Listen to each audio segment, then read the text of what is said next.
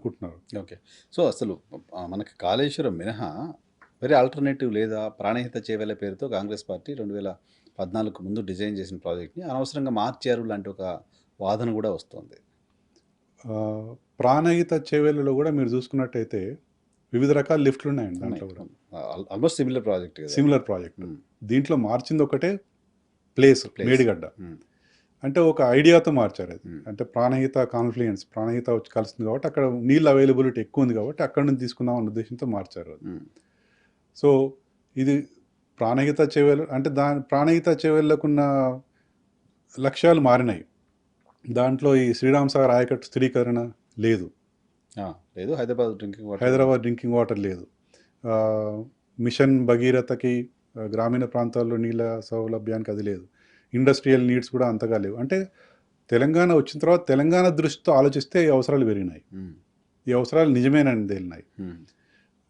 ఈ అవసరాలకు అనుగుణంగా ఈ ప్రాజెక్ట్ కట్టారు. ఇక్కడ ఇంకొక అపోహ ఏమైందంటే ఈ ప్రాజెక్ట్ అతి తక్కువ కాలంలో కట్టిన ప్రాజెక్ట్.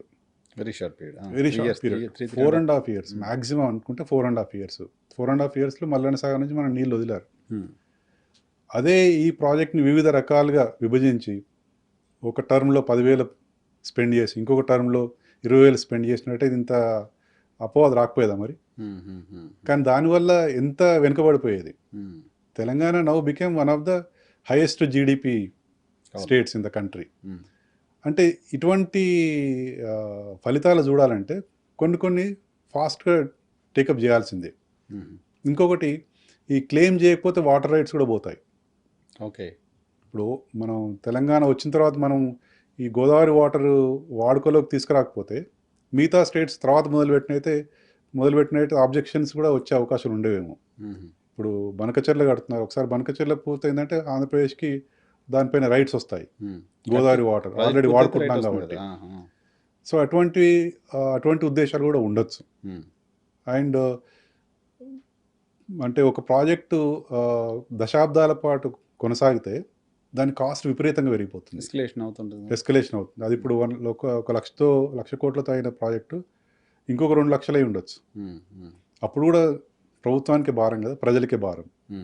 అంటే వీటి ఫలితాలు దృష్టితో చూసినట్టయితే కాళేశ్వరం ప్రాజెక్ట్ ఇదే బిగ్ సక్సెస్ అనుకోవచ్చు. సార్, బనకచెర్లకు వస్తే ఏంటి? బనకచెర్లతో మనకు జరిగిన నష్టం ఏంటి? అంటే బనకచెర్ల ఉద్దేశం ఒకసారి రెండింటిని కంపేర్ చేయగలరా? What is Banakacherla for Andhra, what is Kaleshwaram for Telangana? Banakacherla అనేది లిఫ్ట్ ఇరిగేషన్ స్కీమ్ అండి. ప్రస్తుతానికి కూడా ఇంజనీరింగ్ ఎక్స్పర్ట్ చెప్పేది ఏంటంటే పోతిరెడ్డిపాడు ద్వారా వచ్చిన నీళ్ళని లేదా నాగార్జున సాగర్ ద్వారా లిఫ్ట్ చేసిన నీళ్ళని బనకచెర్ల ఒక మేజర్ పాయింట్ అది. అయితే ఇప్పుడు ఈ గోదావరి రివర్స్ వాటర్ని కూడా పోలవరం ద్వారా లిఫ్ట్ చేసి బనకచెర్లలో వేసినట్టయితే అటు పెన్నా రివర్ బేసింగ్ తీసుకెళ్ళొచ్చు అనే ఉద్దేశం ఉంది. ముఖ్య ఉద్దేశం రాయలసీమ జిల్లాలకు అందించాలని ముఖ్య ఉద్దేశం. అది దాన్ని ఎవరు తప్పు పట్టట్లేదు. ఇప్పుడు బనకచెర్ల పైన వ్యతిరేకత ఎందుకు వస్తుందంటే ఈ బేసిన్ అవసరాలు తీరకుండా ఇంకో బేసిన్ పెన్నా బేసిన్ అవసరాలకి తీసుకెళ్లే కుట్ర ఉందేమో అన్న అపోహ దీంట్లో ఉంది. అయితే ఇప్పుడు మనం పోతిరెడ్డిపాడు మీద కూడా అదే అపోహదు. పోతిరెడ్డిపాడు ద్వారా రాయలసీమ జిల్లాలకి మేలు జరుగుతుందంటే తెలంగాణ రైతులు హర్షిస్తారు. కానీ కృష్ణా నదికి ఎగువనున్న మహబూబ్ నగర్, నల్గొండ ఈ రైతుల యొక్క అవసరాలు కూడా పూర్తి చేసి లిఫ్ట్ స్కీము లేకపోతే ఇంకా వివిధ రకాల ప్రాజెక్టులు తయారు చేసి మిగులు జలాలను తీసుకెళ్తే మాకేం అభ్యంతరం లేదంటారు. ఇప్పుడు బనకచెర్ల వివాదం కూడా అదే. ఇప్పుడు తెలంగాణ ఓన్లీ కాళేశ్వరం కట్టుకుంది, ఇంకా దానికి కేటాయింపులు పూర్తి లెవెల్లో జరగలేదు. దాని మీద కాంట్రవర్సీలు జరుగుతున్నాయి. ఇటువంటి టైంలో బనకచెర్ల తీసుకురావాల్సిన అవసరం ఏముంది? అంత తొందరపడి తీసుకురావాల్సినంత అవసరం ఏముంది అన్న బాగానే. నా పాయింట్ బనకచెర్ల కూడా lift irrigation project lift irrigation అండి. కాళేశ్వరం కూడా లిఫ్ట్ ఇరిగేషన్ ప్రాజెక్ట్ అన్నట్టే కదా. అవును. సో బనకచెర్ల గురించి ఈవెన్ అక్కడ పార్టీల పైన కూడా వ్యతిరేకత పెద్దగా పార్టీల నుంచి కూడా రావట్లేదు. ఇక్కడ కాళేశ్వరం గురించి పార్టీలు అంతగా నెగిటివ్ ఎందుకు? అక్కడ పవర్ కావాలి, ఇక్కడ బేసిన్ టు బేసిన్ మూవ్ చేయాలి. 80,000 కోట్ల రూపాయలతో ప్రాజెక్ట్ మొదలు పెడతామని చెప్తున్నారు. పర్మిషన్ లేదు, వాటర్ అలొకేషన్ లేదు. దెన్ దే ఆర్ స్టిల్ వాళ్ళు ముందుకు వెళ్తున్నారు. కానీ అక్కడెక్కడ బనకచెర్ల పైన ఒక వ్యతిరేక వ్యాసం రాలేదు. ఒకరు కూడా కొంతమంది ఎవరో బల్క చెర్ల ఒకరిద్దరు గురించి మాట్లాడుతున్నారు, ఒకరిద్దరు మాట్లాడుతున్నారు, బట్ ప్రయారిటీ లేదు. ఎందుకంటే ఇది ఒక ముఖ్యమైన సామాజిక అంశం. ఇది సమాజ శాస్త్రవేత్తలు మాలాంటి సోషాలజీ చెప్తారు ఇది. ఉమ్, ఎందుకంటే ఇక్కడ రైతుల్లో రాజకీయ చైతన్యం తక్కువ. ఉమ్. ఆంధ్రప్రదేశ్, ఉమ్మడి ఆంధ్రప్రదేశ్లో ఆంధ్ర రాయలసీమ రీజియన్లో రైతు చైతన్యం చాలా ఎక్కువ, ఏం రాయలసీమ? ఇంక్లూడింగ్ రాయలసీమ. ఉమ్, మనము క్రాప్ హాలిడే అని విన్నాం. అది ఉమ్. దేశంలో ఎక్కడా లేనిది క్రాప్ హాలిడే అని ఒక సంవత్సరం, నాకు ఎగ్జాక్ట్ గుర్తులేదు, అవును, అవును. కాంగ్రెస్ గవర్నమెంట్ టైంలో, కాంగ్రెస్ గవర్నమెంట్ టైంలో. అంటే రైతులు డిక్లేర్ చేశారు మేము ఈసారి పంట పండించము అని. అవును. అంటే దే కెన్ ఇన్ఫ్లుయెన్స్, వాళ్ళకి అంత పవర్ఫుల్గా ఎదిగారు. ఒక పవర్ఫుల్ లాబీ అయింది అక్కడ రైతులు అనేవాళ్ళు. ఉమ్, ఎందుకంటే వాళ్ళలో చైతన్యం ఎక్కువ, ఉమ్, రాజకీయ చైతన్యం ఎక్కువ, సామాజిక చైతన్యం కూడా ఎక్కువ అక్కడ. అది ఎందుకు వచ్చిందంటే నీళ్ళ వల్లనే. ఉమ్. నీళ్ళ వలన పంటలు బాగా పండించి ఆర్థికంగా అభివృద్ధి చెందారు కాబట్టి వాళ్ళు రాజకీయంగా కూడా ఇన్ఫ్లుయెన్స్ చేసేంత ప్రెజర్ గ్రూప్ అంటాం మేము దీన్ని. పొలిటికల్గా ఎదిగారు కూడా. సాంస్కృతికంగా, ఆర్థికంగా. ఆర్థికంగా ఎదిగారు. వాళ్ళు పొలిటికల్ పార్టీస్తో డైరెక్ట్ అటాచ్ లేకపోయినా కూడా, సంబంధం లేకపోయినా పొలిటికల్ పార్టీస్ని ఇన్ఫ్లుయెన్స్ చేయగలిగారు. ప్రెజర్ గ్రూప్స్ ఇవి. పొలిటికల్ పార్టీస్ కూడా వాళ్ళకి వ్యతిరేకంగా చేయలేవు, ఎటువంటి పని చేయలేవు. ఇప్పుడు మీరు అన్నట్టు చంద్రబాబు నాయుడు గారు తయారు చేస్తున్న బల్క చెర్ల పైన వైఎస్ జగన్మోహన్ రెడ్డి గారు వ్యతిరేకంగా మాట్లాడలేరు. అంటే ఎందుకంటే ఎక్కడ రైతుల వ్యతిరేకత మూట కట్టుకోవాల్సి వస్తుంది అనేది. తెలంగాణలో అన్ఫార్చునేట్లీ ఆ రాజకీయ చైతన్యం లేదు. అంటే ఇది ఒక ఆ చైతన్యం అనేది పొలిటికల్గా ఇంకా మరుగున పడింది. ఫార్మర్స్ వైపు నుంచి రాలేదు.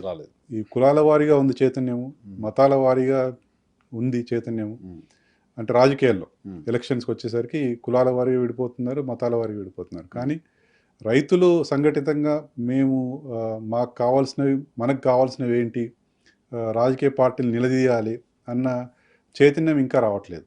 దానివల్లే ఇక్కడ ఇన్ని వ్యతిరేక శక్తులు అనొచ్చు, లేకపోతే వివిధ రకాల శక్తులు ఉన్నాయండి కాళేశ్వరంని, అంటే కాళేశ్వరం పైన దుష్ప్రచారం చేయడానికి. సో కాళేశ్వరం ప్రాజెక్టు తెలంగాణకు వరమే as for you. A project అయినా శాపం కాదు. శాపం అసలే కాదు. వరమా లేదో చెప్పడం విషయం తటపటాయించిన శాపం మాత్రం కాదు. శాపం మాత్రం కాదు. ఏ ప్రాజెక్ట్ అయినా, గోదావరి పైన మీరు కాళేశ్వరం అంటారా, ముక్తేశ్వరం అంటారా, శ్రీరామ్ సాగర్ నీళ్ళు అంటారా, గోదావరి నీళ్ళని ఉపయోగించే ఏ ప్రాజెక్ట్ అయినా శాపం కాదు. మీరు కాస్ట్ బెనిఫిట్ అనాలిసిస్ తీసుకున్నట్టయితే తెలంగాణ రైతుల పక్షాన్ని మేము అడిగేది ఏంటంటే, జూబ్లీ హిల్స్కి మీరు నీళ్ళు సప్లై చేస్తున్నారు, హైదరాబాద్ మెట్రో వాటర్ వర్క్స్ ఎంత లాభం వస్తుంది దానికి? That is your primary responsibility కదా. సస్టైనబుల్ డెవలప్మెంట్ గోల్స్ అండి, సుస్థిర అభివృద్ధి లక్ష్యాల్లో ఇది ఒక నీళ్ళ సౌలభ్యము, నీళ్ళ అనేది డెమోక్రాటిక్ కంట్రీస్, ఆల్ కంట్రీస్కి రెస్పాన్సిబిలిటీ, ప్రైమరీ రెస్పాన్సిబిలిటీ అది. దానికి కాస్ట్ బెనిఫిట్ అనాలిసిస్ చేయలేము మనం. ఒకవేళ మీరు ఇదే కనుక తీసుకున్నట్టయితే, ఇంతకుముందు నుంచే గోదావరి నీళ్ళ వాడకం వచ్చినట్టయితే ఇప్పుడు 1,00,000 కోట్లు పెట్టాల్సిన అవసరం ఏమొచ్చేది తెలంగాణ. ఎట్లా వాడుంటే అప్పుడు 50,000 కోట్లతో 30,000 కోట్లతో అయిపోయేది కదా. అసలు రానే రాదు మనకి. ఒక స్టెప్ బై స్టెప్ ప్రాజెక్టులు కట్టుకుంటూ పోయేవాళ్ళం. అంటే ఇంతకాలమైన నెగ్లెక్ట్కి ఎవరు పే చేస్తారు? ఇంతకాలం ఒక 2 జనరేషన్స్ మా కళ్ళ ముందే, బొంబాయి, దుబాయ్ అంటారు కదా, సోలాపూర్ పోయారు, సూరత్ పోయారు, మైగ్రేషన్. పాలమూరు అంటే వలసల జిల్లా. మరి ఇప్పుడు ఇటువంటి వలసలన్నీ ఆగిపోయి రైతు ఉన్న ఊర్లోనే వ్యవసాయం చేసుకోగలుగుతున్నాడు. అంటే ఇదే ఒక 2 జనరేషన్స్ ముందు, అంటే ఒక 30-40 years ముందు జరిగినట్టే తెలంగాణ ఇంత అభివృద్ధి జరిగేది. ఇంత 1,00,000 కోట్లు పెట్టాల్సినంత అవసరం వచ్చేది కాదు. ఇప్పుడు కట్టాలంటే దాన్ని 2,00,000 కోట్లు కావాలేమో కదా. ఇప్పుడు ఈ రోజు మొదలుపెట్టి కట్టడం మొదలు పెట్టాలంటే 2,00,000 కోట్లు కావాలి. 2 లక్షలు కావాలి. కొన్ని ఫ్లైఓవర్సే దాదాపు దశాబ్ద కాలం పడుతున్నాయి ఫ్లైఓవర్స్ కట్టడానికి. సో అటువంటప్పుడు ఇది మనం అప్రిషియేట్ చేయాలి.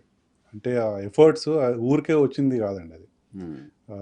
ఇర్రెస్పెక్టివ్ ఆఫ్ పార్టీలకు అతీతంగా అది ప్లాన్ చేయడం కానీ, ఇంప్లిమెంట్ చేయడం, ఎగ్జిక్యూట్ చేయడం, కమిషన్ చేయడము అన్నీ ఒకే టర్మ్లో 5 ఏళ్ల కాలంలో, అంటే 5 ఏళ్ళు ఒక ప్రభుత్వానికి కాలం ఉన్నట్టయితే ఆ కాలంలో ఇంత పెద్ద ఎత్తున జరిగిన మల్టీ లొకేటెడ్ అండ్ డిఫరెంట్ ప్లేసెస్లో జరుగుతున్న వర్క్స్ అన్నిటిని కూడా కోఆర్డినేట్ చేస్తూ తీసుకురాగలడం అనేది ఒక అద్భుతం. అది తెలంగాణ ఇంజనీర్లు చేసిన అద్భుతం అది.